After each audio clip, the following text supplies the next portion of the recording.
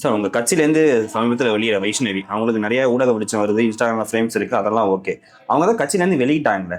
அதுக்கப்புறம் ஏன் மறுபடியும் அவங்களை கமெண்ட்ஸ்ல அடிக்கிறது, நிறைய கருத்துக்கள் சொல்றது, ஏதோ போட்டோ மார்பிங்லாம் பண்றீங்கன்னா கம்ப்ளைண்ட் கொடுத்துருக்காங்க. விஜய் அவர்கள் மீதுமே கம்ப்ளைண்ட். சரி, யாரு பண்றாங்க?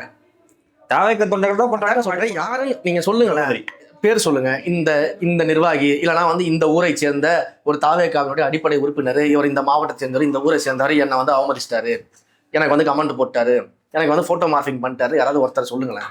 அவங்க கமெண்ட், அவங்களோட கம்ப்ளைண்ட்ல விஜயும் விஜய் கட்சியினரும் பண்றாங்க. நீங்க கட்சியினர்னு சொல்றீங்கல்ல, அந்த கட்சியினரோட பேர் என்ன, யார் அவர், இன்னாரும் அவருக்கு அட்ரஸ் இருக்குல்ல, அவருக்கு இன்னாருன்னு அவருக்கு ஒரு அட்ரஸ் இருக்கும், அவருக்கு ஒரு முகவரி இருக்குல்ல, அது யாரு, அதை சொல்லணும்ல. நீங்க இப்போ ஒரு இப்போ தலைவருடைய டிவிக்கேன்ற பேர்ல டிவிக்கேன்னு பின்னாடி வச்சுட்டு பல்வேறு ஐடிகள் இருக்கு இணையதளத்துல. ஆமா, புரியுதுங்களா?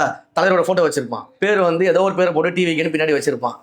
ஓகேங்களா? ஊர் இருக்காது, பேர் இருக்காது, அட்ரஸ் இருக்காது, அவங்க ஒரிஜினல் பேர் தெரியாது, பேஜா இருக்கும், ஒரு பேஜா இருக்கும், ஒரு ஃபேக் ஐடியா கூட இருக்கலாம், வாய்ப்புகள் இருக்கு. நீங்க அந்த ஐடிகள் எல்லாம் ஸ்கிரீன்ஷாட் எடுத்துக்கிட்டு தாவேகா கட்சியினர் என்னை அவமானம் செய்து விட்டார்கள், தாவேகா கட்சியினர் இது போல செயல்பட்டு விட்டார்கள், தலைவர் மன்னிப்பு கேட்க வேண்டும் அப்படின்றீங்க. நான் என்ன சொல்றேன், இப்போ நான் கேட்குறேன்,